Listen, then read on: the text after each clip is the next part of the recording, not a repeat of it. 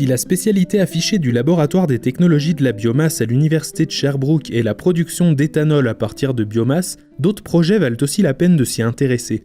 Dans cette 4e et dernière partie, nous nous arrêterons sur un projet développé par Bruna Rego de Vasconcelos, une jeune chercheuse qui propose d'utiliser du CO2 et du méthane comme matière première pour synthétiser des produits chimiques traditionnellement obtenus à partir de pétrole. On prend le CO2 et le méthane, on le met en contact avec un catalyseur. En fait, le catalyseur, c'est juste un matériau qui va favoriser cette transformation. Donc, on chauffe tout ça à 900 degrés. Et en sortie, on obtient le gaz de synthèse, qui est le hydrogène et le monoxyde de carbone. Ce mélange, c'est un mélange de base de l'industrie chimique qu'on peut utiliser après pour produire des combustibles liquides, de commodités comme méthanol, l'ammoniac, qui peuvent être ensuite utilisés dans l'industrie chimique. Donc, c'est vraiment l'idée de valoriser ces gaz à effet de serre dans des produits à plus haute valeur ajoutée. Toujours selon la chercheuse, ce procédé pourrait présenter de nombreux avantages. Le plus évident est bien sûr l'utilisation de gaz à effet de serre comme matière première. Utiliser directement des gaz nocifs pour l'environnement, tels que le CO2, plutôt que des ressources fossiles, présente un avantage évident. Mais cet argument en faveur de ce procédé n'est pas le seul. Utiliser le CO2 comme matière première représenterait également un véritable avantage d'ordre économique pour les entreprises qui adopteraient ce procédé. Comme le CO2 aujourd'hui est une problématique majeure, il existe un marché de carbone, c'est-à-dire chaque entreprise a une limite fixe d'émissions de CO2. Si elles sont en dessous de cette limite, elles peuvent vendre la différence dans le marché de carbone qui pourrait être acheté par des industries qui ont dépassé cette limite.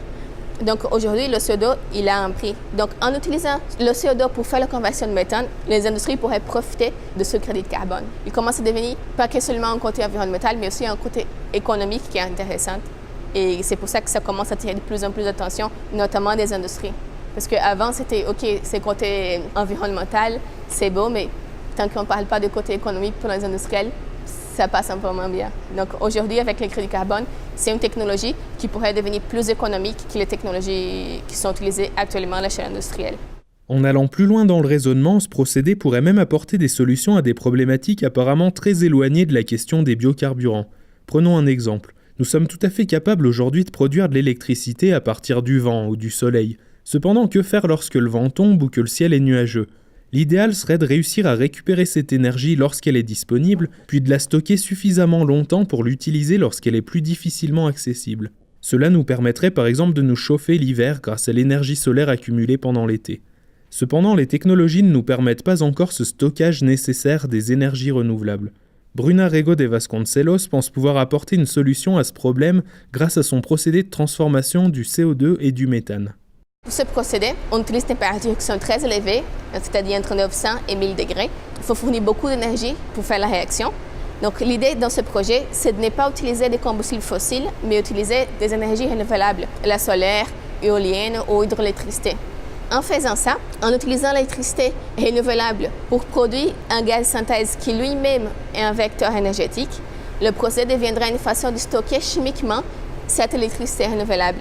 En d'autres termes, on utilise de l'énergie éolienne, solaire ou hydraulique, donc renouvelable, pour produire un gaz qui contient lui-même de l'énergie mais sous forme chimique, donc beaucoup plus facile à stocker. Donc le procédé deviendrait non seulement intéressant par le fait qu'il convertit les gaz à effet de serre, mais aussi par le fait qu'il peut stocker chimiquement l'électricité renouvelable qui actuellement ne peut pas être stockée dans la plupart du monde. Les procédés développés à l'université de Sherbrooke seront-ils un jour monnaie courante dans les industries du monde entier ? Les chercheurs du laboratoire des technologies de la biomasse continuent en tout cas à œuvrer dans ce sens. Quant à nous, nous reprenons la route avec toujours cette même envie de découvrir de nouveaux horizons scientifiques. Il nous reste à traverser les États-Unis du nord au sud avant d'arriver de nouveau au Mexique, mais dans le centre du pays cette fois-ci.